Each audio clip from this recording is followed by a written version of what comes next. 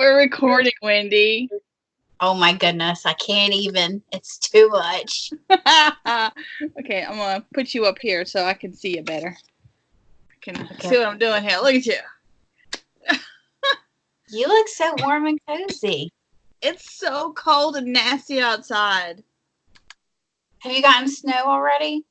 No, maybe on Monday. Maybe it's like right on the border of snow temperatures. You know what I mean? Like, yeah. It's just nasty outside. That is gross. That is totally gross. All right, I look super dark. Can you see me? Yeah, you are kind of dark, but I can see you. You have one light?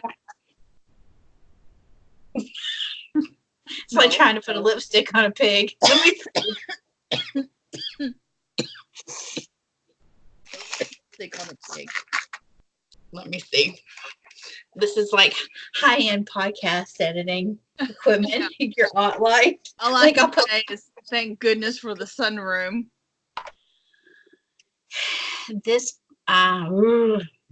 it does the whole like wood paneling, gives it charm, but if it were up to me and money were not an option, I would absolutely sheetrock this. But every time I talk about it, I get vetoed. I get told, no, we're not doing it. So in case we actually put this on YouTube, should we say what we're doing? Yeah, you totally can. You start and I'll follow you. So Wendy and I haven't caught up in a long time, and she suggested, hey, we could record this and stick it up and see if you guys are entertained by our goofiness. So here it is. Hope you enjoy while we catch up. Yes. Well, I think we talked about Manderpants joining us and calling it something ridiculous like we are sassy and caffeinated, or we are caffeinated and sassy, because all three of us have our own little podcast. But I also think that, with so much technology, I think it would be fun to have the ability to kind of connect that way, because I think it would just be a good time. Yeah. So this is a test to see what we get. So we're using Skype to record. I'm curious to see, like, what it records, because, like, I see a big picture of you with me in a little frame, and you see me big with you in a little frame. So when it records, how does it know what to record? Or does it, like, record whoever's talking? I think it's recording. It's picking up who's ever talking. Because if you have more than two people, you have the little boxes at the bottom. And whoever's talking gets big. So I think that's what we'll get. But I'm not sure. So we'll see. We'll totally try it. All right. So tell me, what have you, tell the people, well, this is going to be hosted on your channel. So I'll tell people who I am. Mm-hmm. So I am Wendy. In real life, I go by the name Wendy. But if you want to find my podcast, the easiest way is to search for Sillyfru. If you search for Sassy Pants Knitter, you'll get some 80's like rap dance group. Really? Yeah, that's what I saw like a couple of months ago, and I'm like, oh, that's interesting. So that's how you find me, and yeah. So what have you done today, Gert? Well, I got up early. Well, I mean, not super. Yeah, early enough. Early for a Saturday. I get up on Saturdays, and I have knit group from like 9 to 12 normally at local coffee shop, which is fantastic. We have grown this group. I would like to say I have grown this group, but I'm pretty sure it was a group effort. Yeah, but you heard it all. You gathered all the cats together. I'm the local knitter herder. But, yes. But the husband has made it so much easier for me. So I used to spend, I don't even know how much time, texting a dozen people. Do you want to do this? Do you want to do this? Who wants to do this? Who wants to meet here? And so Sam found this app. It's called Meetup. Yeah. And I have it on there. I schedule when we're going to do stuff. And if they want to come, they can RSVP and show up. And if they're busy, it's okay. And I don't have to, the herding is much easier. Well, because it takes people to determine whether or not they want to participate in the herd. Right. which herd do you want to play with? What trip do you want to go on? When do you want to come knit? Well, you had like a sweet group of people, because I remember getting together with your knitting group when I was in town for, was it Mander's baby shower a million years ago? They were so cool. So the fact that that's grown, I'm sure it's like this, I'm sure it's awesome. The meetup group has 95 members. Yeah, you're pretty amazing for, that's like, I don't know, legendary status for cat herding, Gert. But I went through the other day and counted, and 50 of them have never shown. Really? They joined the group but have never come. Well, but we've at least doubled the core group. So with new people that have found us on the app. And then you go and you hang out at Poets, right? Isn't that the coffee place? Yeah, it's Poet South. There's several Poets in town, but it's Poet South, which is the smaller one, but it has better light. And I didn't realize this, but we've been there for almost 2 years. That's good. And they love having you. They love having us. It's usually a younger, I'd say, well, college-age guys running the shop. And if we bring treats, we can bring treats. Of course, they know if we bring treats, we feed them. So, of course, that's not going to be a complaint. But they have like cookies and scones, bagel sandwiches, really good coffee, tea. Some other non-caffeinated stuff too. They have less of a menu than the main Poets because it's this much smaller place. But it's fine. It's good. But like we had one knitter got married, so we brought a cake in to celebrate. So and then we all had some cake, and then we gave the rest of it to the guys. Oh, good. They're like, hey, today at work, here's cake. Yeah. And then like a couple times a month, we'll meet on the Thursday night and either go to Panera, or we have this really cool place in town. It's called Crepes and Cream. And you told me about that place. They do Japanese crepes. So jealous. And they also have ramen and paninis and bubble tea and stuff like that. And it's really cool. So we go there and hang. That's awesome. Yeah. There is a knitting group that gets together, but for me, I am, I go to work and then I come home and I go to Jazzercise and I don't want to go back out. So I end up just tinkering around and entertaining myself. And that's pretty much the extent of it. And I'm okay with that. There's a really delightful group, but it gets super loud, and I'm getting older, so I get overstimulated and then I get bored out. Well, with the schedule I have now, if it wasn't for knitting or having to go to the grocery store, I have no reason to leave the house. Mm-hmm. I don't even have to pick Aiden up anymore. So I can't believe that you've been a Carline knitter for life. For the entire time that I've known you. So is he doing the bus? He's riding the bus home. Okay, so he's too cool for car pickup? Or is that just like, no, you're like... Well, at the high school, the car pickup is ridiculous. And it's all the way on the other side of town. So I would have had to start working even earlier to be able to do that. Because, I was already starting work at 5. So I could be off early enough to pick him up when school was a minute and a half down the road. And I was like, I just can't do that. I cannot get up another hour earlier and do that because I was so sleep deprived all the time on that schedule. So actually when school started, I started working at 6 instead of 5. Okay. Because I knew I wouldn't have to pick him up anymore. And let me tell you, I feel like a different woman. I'm so glad. It's amazing what that hour does. So you're starting later, and I shifted my time to start earlier. So I used to do 8 to 4, but there is sleep deprivation is the thing here in this house because there's a ginger terror who is he's wide open, and even with earplugs, I still like, he wakes me up and sometimes I can fall back to sleep and sometimes I can't. So I shifted my work hours to work 7:30 to 3:30. And even it's not that big of a change, right? It's just a half an hour, but it makes me feel so much more efficient. I get so much more stuff done because I manage 11 people now. And when they're all online, I feel like sometimes I'm Gumby and I'm getting pulled 50 different directions and I can't get other things done. So if it were up to me, I would work like, was it 6 to 2 every day, but I can't because of the nature of the work that I do. But I'm glad that it's helping you. It works out good. So for the first part of the school year, he rode home to my in-laws, and then I grabbed him over there.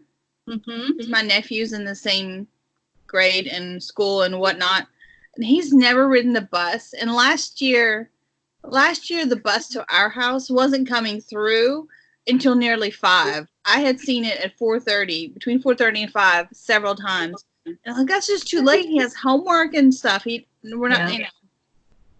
But we got busted because the school figured out he wasn't riding the correct bus home. He was riding to the cousins. So they were like, you should be on this bus. And we were like, oh. But he gets home at 3:40. They've changed the bus route. So he gets home sooner than he would if he went to the in-laws. Even better. Go get him. So, yay, I'm glad we got busted. Yay for breaking the rules and getting caught, right? Right? Oh my goodness. So find out one of his friends also rides the bus and lives like in the street behind us. That's amazing. So it's all good. I'm so glad. Which is one of the reasons I've started podcasting again, because that's 5 hours out of my week where I'm not driving around or sitting in the car line or, you know, hurting Aiden's. For sure. Yeah. I was working full time, and then I was seeing like a couple of people like still doing some very, very like quarter time consulting. And I did that for like the first 3 years in my current position. So I would work, and then on Mondays and Tuesdays, I would have private consults, and I would just do 2 a day. But it would be 4 hours a week when everyone showed up. And then I was talking to Chris about it around this time last year, and I just said, I'm tired. And I felt like, so I ended up in March of last year, or the year prior, it was the year prior, just stopping. Like I gave people plenty of notice because I wanted to make sure that they had referrals. And, you know, with the work, that the consulting work, you don't abruptly break up with somebody. There can be some ethical consequences if you do that. Right. So it took a full quarter to get everyone kind of squared away, but I felt like I had time back to myself, and I didn't realize how tired I was until I stopped doing it. And then I figured out, Chris was like, well, yeah, that's like 4 hours a week that you were doing other stuff in addition to working full time. Yeah. And, you know, in the scope of things, you don't think 4 hours a week is that much, but it really is. For sure. Because, like, at my job, when I worked at the hospital, I was originally 36 hours a week. And then they asked me if I wanted to work 40. And I was like, sure. But, man, I almost regretted that because those 4 hours a week, I mean, you wouldn't think that cut into time, but it really cuts into other stuff you're doing. Well, like I used to freak out, and then I would be like, listen, you have just as much time as Beyonce. Right? But here's the thing about Beyonce. She has a lot of help. She has a staff. Her staff probably has staff. Right? Right. I tell my team that we're not Beyonce. Yeah. Like, don't worry, guys. We have just as many hours in the day as Beyonce. And then somebody very quietly will be like, you mean Beyonce's staff? And I'm like, right. Yeah, okay. Excellent point. Excellent point. So what are you working on, Gert? That's funny, because in my head I was thinking when she gets finished with what she's saying, I'm going to ask her what she's working on.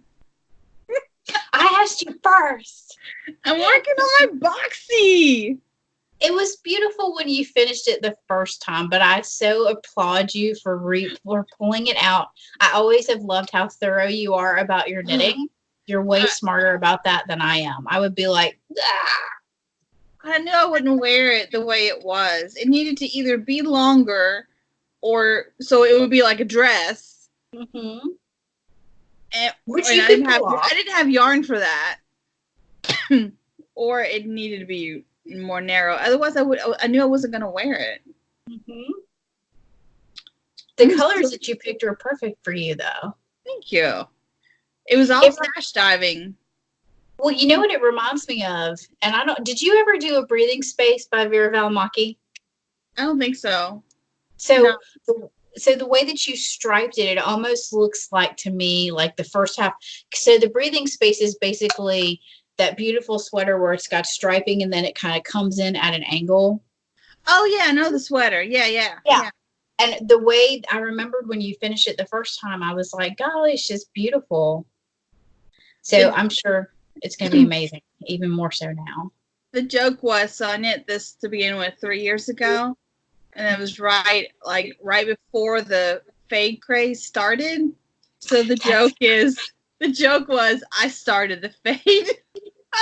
You totally did. You totally did. Don't know. I knit my find your fade, but I never wear it. It's gorgeous, but I never use it. I never did finish knitting mine. I kept messing up the way the decreases are done because you have to take the marker off, do it, put the marker back thing. Mm-hmm. And my decreases would always go. So I tried it like 3 or 4 times and I never did knit it. And then Suzanne gifted me one for Christmas and I was like, I have one, wear it all the time, didn't have to knit it. Way to go. Absolutely. I have the same thing with Birds of the Feather. I finished mine and I did something with, first of all, let's just talk about how many stitch markers I lost from the whole pull the stitch marker off, do the decrease, put the stitch marker back on. I'm sure that there's probably 24 stitch markers in the seats of my sofa or underneath. But I had the same exact thing happen where I had shifted the center line, the spine of it, to where when it came time, like I ran out of decreases. And I was in a hangout with Amanda looking at it, and I'm like, I'm thinking that I want to stop because if I don't stop, it's going to add like this little section that juts off of the natural finish of it, like the natural ending of it, and it's going to look awkward. So I just stopped. There was no way to make that look good if you didn't do it right. But Suzanne knit one, and it was perfect. The colors were perfect for me. And you know how she is. She's always giving away stuff. She doesn't wear any of the knitting. She just knits all the time. Mm-hmm. So, I mean, she'll come to knit group periodically, probably a couple of times a year, and bring like a big, like 31, bag. Full. And she'd be like, here, just pick what you want. So I was like, I really like that. And she didn't like it. She was like, I hate the colors. I don't like it. I'm like, I really, really like it. Just saying. So she knit herself another one in colors she does like. And she does wear that. But then I ended up, she's like, well, maybe you'll see it again. And then. So she knit 2 full-on Find Your Fades. Yeah. That's an investment in time because that's not a quick knit. No. But, she's retired, knits all the darn time. She knits in her sleep. She likes to knit. She's so speedy. She's so speedy. She is. We'll be like, oh, let's knit this together, and I'll like get it cast on and knit, get this much done, and she'll be finished. And I'm like, well, that's not knitting it together. Right? She's like, well, like some of us have to work. That's how I felt when we were doing. So for like the last the Downseller studio has like the whole pigskin party knit along. And so they did for the last month of the knit along, they had team challenges and you had to knit like 52 or 54. You had to knit like as a team a set number of items. And I was like, okay, I'm going to crochet and I'm going to knit. And I think by like, so it kicked off on the 1st of January. And I think by like the 4th or the 5th, one team had finished already. And my team was. Did they make like. They did dishcloths because you can crochet a dishcloth really, really quickly. Yeah, there was a yardage requirement. How many were on a team? 6 people. So 6 people crocheted 54 dishcloths in 4 days. Like anything, like some of them were dishcloths, some of them were those. They figured out how to take like so the yardage requirement was at least 60 yards, I think. So what they did that I thought was brilliant is they went and they found like fingering, and they did fingering weight scrunchies, because like you blow out your yardage immediately and it's easy peasy. I was like, that's amazing. And then I got like so competitive. I was like, nah. And then, but now I have like, for me, I liked it because it allowed me to take a lot of the lily and cotton scraps that my grandma had and just mash them together. Mm-hmm. So that's what I did. And that's what I'm working on now. I'm in this place where I'm trying to find the ball band. I'm knitting a dishcloth out of some sugar and cream and the color buttercream ombre, which makes me want a piece of cake. But this is what it looks like. And mainly because I don't think I have knitting ennui. I'm just super content in cranking all these hats since I bought my little hat knitting machine. I love seeing them. That thing. So before you called me, Chris and I were looking at a way to. So we found a lady who is selling like adapters that look like they've either been 3D printed or something. Because of course, I managed to not give myself necessarily a knitting injury, but I cranked like 4 tubes to make hats back to back last Saturday, and my right shoulder was like, hey girl, hey, stop, knock it off. So then I was kind of looking at it, and I know that there's like the cranky adapter for the Addy.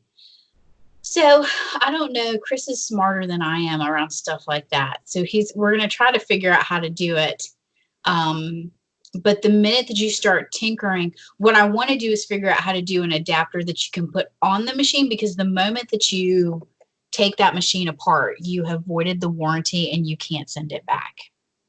And if you buy the knitting machine from Amazon Prime and you don't like it, you're having a terrible time. Because one of the things with the Centros, I watched a couple of reviews, and there are some people who really struggle. Like the production quality isn't the best. It's not consistent because it's made in China, right? So,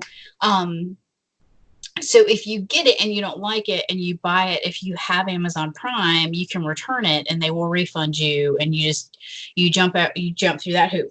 But if you like open it up, take it apart, try to spray, like the woman who I was watching her review, she felt like there was like grinding or something in the crank. So she pulled the crank off and then she sprayed it with like silicone spray to try to loosen the knitting needles in it. And she's the one who basically said, I like it, I don't love it. I can't send it back. So it is what it is. I love it. And I am one of those knitters where like I don't have tons of people around me that are good, that appreciate hand knit. So I gave like 2 years ago, I had a lot of acrylic that was gifted to me, and so I posted it on the neighborhood app, and I just said free yarn, good to a free yarn to a good home. Somebody just has to come and get it. So a lady 2 streets behind me showed up, and I gave her like bags and bags of Red Heart baby yarn that was in my Grandma King stash. But I have given away a lot of stuff, so that really at this point all I have left to crank in terms of acrylic is like a bag that, like the 2 bags that I showed on my podcast this week, which is basically like one of those Aldi grocery bags, and then like scraps. And so that's the other thing for me where I'm kind of like, okay, I want to figure out how to do the adapter for this, because I don't know that I have the desire to invest like $250 in an Addy King Pro, which is like the equivalent that's not marketed as a little kid's toy. Mm-hmm. But it's been super fun. And my kitty cat, Livy, sits at my feet every morning when I crank and wants to help, beats up yarn. Sounds so funny. Every morning when I crank. I know that sounds dirty. Sounds like I'm doing something illicit over here. I'm such a rabble rouser. I'm cranking hats and listening to a devotional podcast at the same time, because that's just how like, let's be real. How thug you are. Yeah, that's just how, I'm up to no good.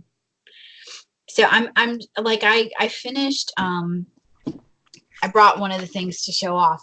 So I finished my Sugar Mama hat, which is basically, it's a broken rib hat from Casey De Creugier, who is Tangerine Designs. And it is from some natural, it feels to me like, don't get too close to the screen because you're going to sneeze and get itchy, because it feels like it's got alpaca in it. But it's from Morningstar Fiber Mill, which they used to do a lot of mill processing for yarn companies, and they stopped because they wanted to shift and do something different. So they were selling off their remaining stock in 2018, and they were selling it by the pound. And so I got this and a couple of other things, but there's no tags on them to tell what the content is. But it's got a fuzz and like the halo of what feels to me like a merino alpaca, and it's undyed. And then I think I don't know where the palm came from. I don't think that this was one of my wish.com experiments, because well, maybe it was.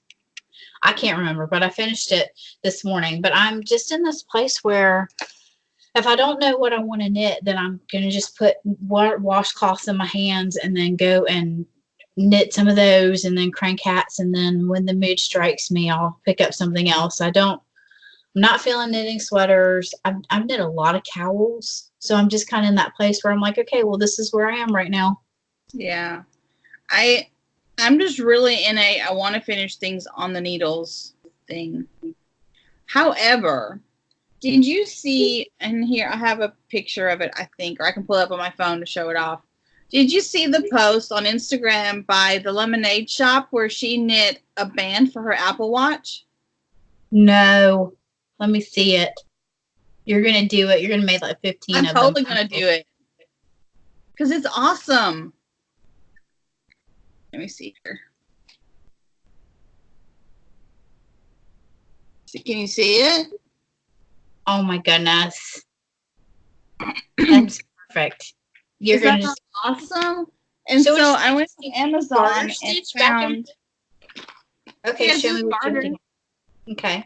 So I was like, I'm going to figure this out, and I'm making one. So I went on Amazon, and you can buy for like, I think like $6-7 just the little attachments for the watch. And so I used an itsy bitsy teeny weeny crochet hook that I use when I put beads, like when I bead like for socks. Okay. Like, you know, they're like, I don't know what size it is. It's itsy bitsy teeny weeny. Maybe this one. I think it's this one. It's tiny. This is the top of the hook. Yeah, that is itty bitty. Itty bitty. And I did a crochet. Oops, sorry, not gonna crochet.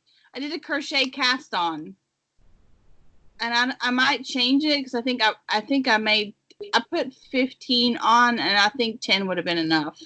But I did it this morning because we have a crocheter at knit group. She only crochets, and I wanted to make sure I had a hook that I could fit through the little. You had to be able to fit the hook the through opening. the little thing. And I knew she would have them if I didn't, or I thought she would. So I did a crochet cast on, but it's a little messy looking, and I think it's too many stitches. So I think I'm going to rip it out and start over. So, I mean, this first one will just be an experiment anyway. So here. That's going to be so pretty. And I have no idea what the yarn is. But I figure, you know, it's with, if you have it knitted, and I've knit bracelets before, and they get ratty eventually, you know. But then I just cut it off and then another one. And, I mean, yes, it's another way to get rid of scraps. And you know how much I love that. Yes, yes.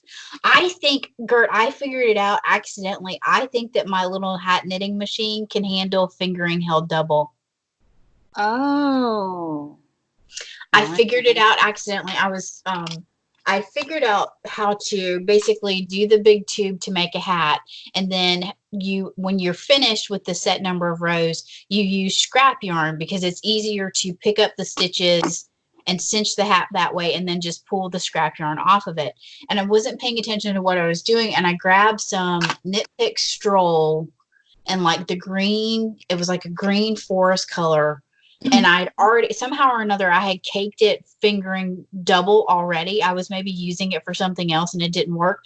And without even thinking, I put it on the machine to do the scrap yarn at the end, and it did perfect. And I was like, shut the front door. Fingering held double can be managed by this machine. I'm about to blow up all my stash. You'll be doing nothing but cranking hats. I know, and people are going to be like, enough with these damn hats. If we watch your podcast anymore and you're talking about hats, we're gonna drive on and go watch somebody else, which I'm okay with. Actually, that would make me a little sad. Truth, I'll be honest. that would be sad. So we had a new knitter come last week, joined us last week for the first time, and she just moved from Alaska. Wow. Where she and two of her friends had 10 pounds of kiviot. They like live right by where there was a herd, and you could just like pick it up off the plains. So they had 3 hides, and she sent some of it. She brought some of the fiber for us to feel, and oh my God, it was like touching heaven. How did you do with that though? Because I know that sometimes you have sensitivities. It was fine. It was fine. But so she had some of it sent off to a mill to have it processed. She gave me a yarn baby. Oh, that looks delicious. I wish you could feel it. Well, this is Marine's squishy vision. It's mostly kiviot, but it has merino and silk in it to give it some strength, she said. It feels ridiculous. What are you going to do with that after you're done sticking it in your bra? How do you know that's where it went? Oh, I figured that's probably what I would have done. I think she handed that to me, they would have gone down, nestled in with the twins, and I would have run off with it. Well, she had brought it for like show and tell for some stuff, and it was laying on the table. And then I sat with her after everybody left for a while because she lives a little bit outside of Cookeville, and it was storming really bad. And so we just kind of hung out and knit and chatted, you know, while the storm was kind of doing its thing. And as we left, she threw it at me. I'm like, oh, it's so soft. She goes, oh, you can keep it. I'm like, But another friend of mine gave me these last year. I think it was last year. So the Rolex that I'm spinning. Yes. The doodler, Debbie the doodler, gave these to me, and I'm spinning them. So this is what I have done. And after I spin them, I'm going to stripe these and knit like a sockhead hat. I want to knit a hat because that's what I wear the most. Yeah. And this color does nothing for me. I mean, it just makes me, it's not a good color for me by itself. But if I stripe it, then I think plus it's too precious babies coming together. So that's my plan. I took this with me this morning and showed it off, and I was like, "Do you think this would?" And they were like, "Yes." Yes. But I have a lot to spin still. See, it is gorgeous. but it is gorgeous. So these two babies are gonna. I guess I might as well put this in here so the kitties don't get it. That's my fear. So these two babies will grow up together. You will create magic. I hope so. So, but I've just been I want to finish what's on the needles. I cleared my needles. I was thinking about that when you said that. And honestly, the only thing I have left on the needles is the Tubularity, which is from that Miss Babs set. And I started it while I was on the bus and when Mom and I went to Canada 2 years ago. Yeah. And I'm not enjoying it. It's that tube that is like a chevron, sort of, but sort of not.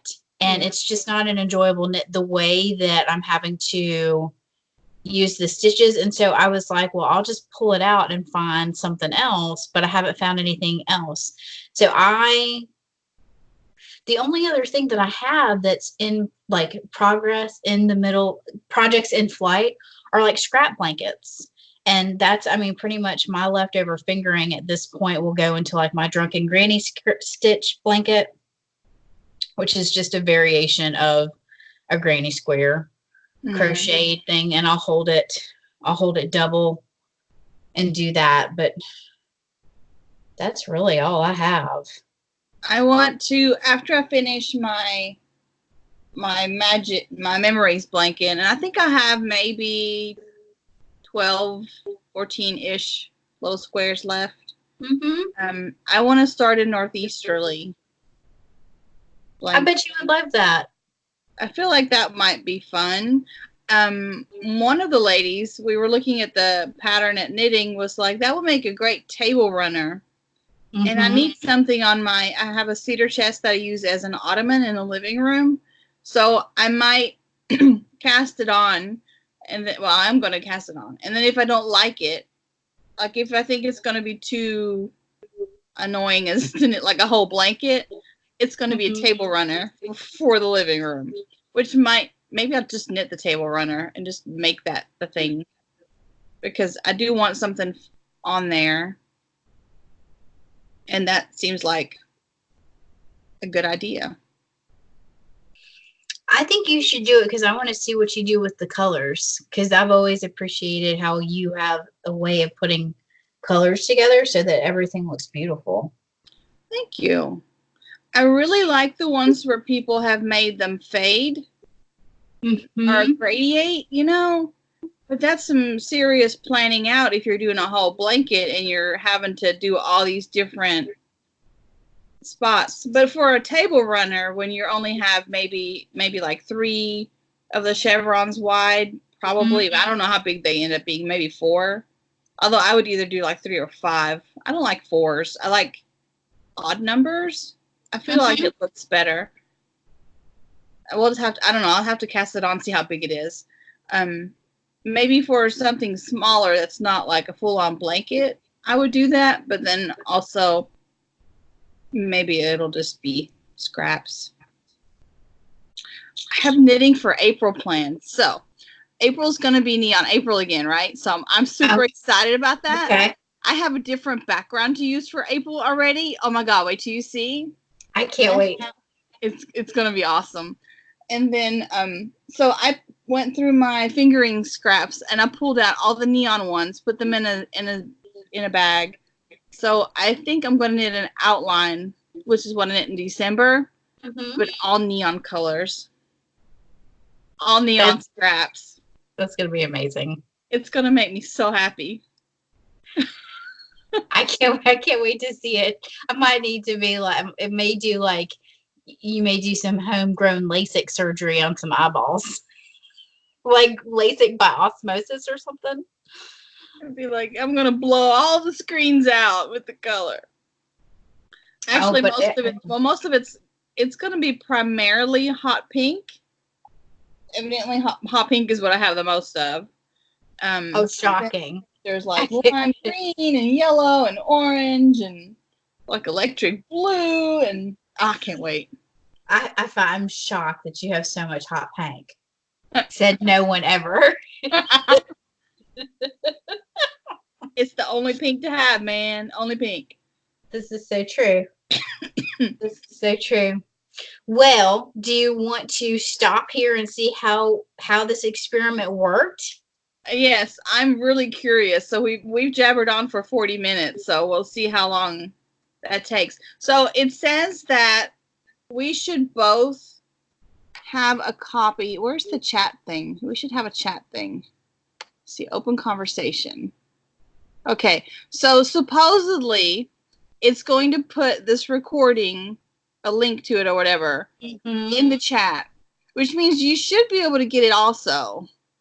Okay. So if you wanted to upload it, feel free. I will do that. I'll look at it first and then be like, wait a minute, you look like such a creeper. You've really got to do more about your background lighting issue. Get a sunroom, because, that's easy. We are working on it. I don't know if you saw in the Insta, because I've been going there so rarely these days, but we are finally. Do you remember Possum Gate? You remember when Hurricane Matthew? I saw your post this morning. So that structure is going to be knocked down. And then, so we have kind of our punch list, but the guy who's doing it is the guy who's cut our grass for like forever. And Major is obsessed with him. Like anytime he pulls up to cut the grass, Major loses his mind and he's like, oh, and he like glues himself to the window. He's like the biggest fan club of this guy. But the guy was like, yes, this is, so we were texting and he was like, and I do decks too, because I had to laugh. Chris got on the upper half of the deck like last fall. And I'm like, get down right now. You're going to fall through, because it is in such bad shape. So sunroom or deck, we don't know yet. I vote sunroom. I would love a sunroom. But I would have to rob a bank, I'm afraid, to be able to do it. But it would be one of those things also that I know it would be worth it, because I would spend so much time there. Yeah, exactly. I'd spend so much time there. So we are thinking about it. But yes, I'll pull down the link and see how much of a creeper I look like. It is not bad. Your face is lit up. I mean, the background's dark, but you do put the lamp, so your face is good. Yeah, absolutely. Remember those awful, like, when you were a kid, did you ever have to do this where, like, your mom took you to go get, like, the silhouettes and they put that creepy light on you? Yes, and then that's kind of what it looks like. I look like one of those 1980 Olan Mills photos. So wait, let me do this.